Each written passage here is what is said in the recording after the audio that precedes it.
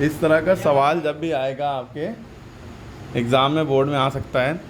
तो देखिए ये V लिखा है यानी वोल्ट मीटर लगा है जो कि इसके पैरेलल में लगता है। ये बैटरी या सेल समझ लिए। ये एमीटर लगा है जो करंट मेजर करता है, ये वोल्टेज मेजर करता है। तो आपको क्या निकालना है? इक्विवेलेंट रेजिस्टेंस निकालना है। क्या निकालना है? Equivalent resistance. और वोल्ट मीटर में यहाँ पर रीडिंग क्या आएगी, ठीक। तो रेजिस्टेंस निकालने के लिए इक्विवेलेंट मतलब कोई वो नहीं है, मतलब इन दोनों, ये रेजिस्टेंस आपको दो ही दिख रहे हैं, वो भी दोनों सीरीज़ में लाइन से जा रहा है ना। इसको इग्नोर करिए ऊपर वाले को। अभी ये सीरीज़ में दिख रहा है, सीरीज़ में। सीरीज़ का मतलब ये होता है कि ये रेजिस्टेंस है, फिर ये एक और रेजिस्टेंस है, ये सीरीज़ कहलाता है एक लाइन में। यानी सेल लगा है, उसके बगल में एक और सेल लगा है, घड़ी में या सॉरी रिमोट में, टीवी के समझ लीजिए। तो ये जो है ये 2 ओम हो गया, ये भी 3 ओम दिया है।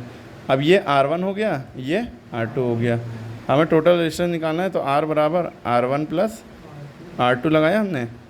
R1 की वैल्यू कितनी है? 2, R2 की वैल्यू 3, ये 5 आ गया। और ओम लगता है रेजिस्टेंस की यूनिट होती है ओम, OHM लिखिए या ये लिख दिए, ठीक है। अब हमें निकालना है कि यहाँ वोल्टमीटर में रीडिंग क्या होगी। उसके लिए आपको 2 चीज़ें पता होना चाहिए। जब आपने वोल्टमीटर में रीडिंग के लिए आप फार्मूला लगाने चले, तो आपने फार्मूला लगाया V बराबर IR, V बराबर IR, ठीक है। इसके लिए आपको चाहिए था करंट, वो आपको पता नहीं है। रेजिस्टेंस आपको पता है, टोटल रेजिस्टेंस आपके सर्किट में कितना है ये, लेकिन आपको करंट नहीं पता है। करंट के लिए आपने क्या किया? करंट के लिए फार्मूला लगाया I बराबर V/R। ये फार्मूला होता है करंट का। कैसे निकलता है? यहाँ से निकलता है, I बराबर V/R, R नीचे चला जाता है, ठीक है। तो V की वैल्यू क्या है आपको पता है? V की वैल्यू कितनी है? 5। बैटरी जो आपकी 5 वोल्ट की लगी है, और ये रेजिस्टेंस कितना आ चुका है आपका? 5, ठीक है। तो 5 × 5, 5 × 5। I की वैल्यू कितनी आ गई? करंट कितना आ गया? 1 एम्पेयर। ये लिखना ज़रूरी है, नंबर कट जाएंगे, क्योंकि करंट की यूनिट एम्पेयर होती है, रेजिस्टेंस की यूनिट ओम होती है। ये सब यूनिट नहीं लगाएंगे, नंबर कट जाएंगे।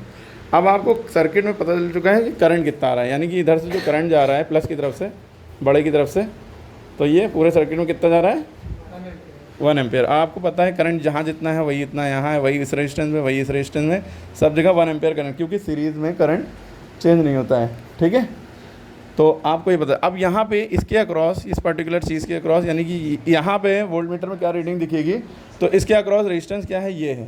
तो अब रेजिस्टेंस की वैल्यू ये रखेंगे, 5 नहीं रखेंगे, ठीक है।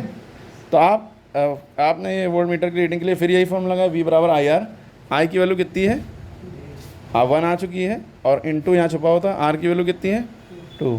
तो 2 × 2 वोल्टमीटर इसमें 2 वोल्ट की रीडिंग दिखाएगा। समझ में आई बात? नोट करिए।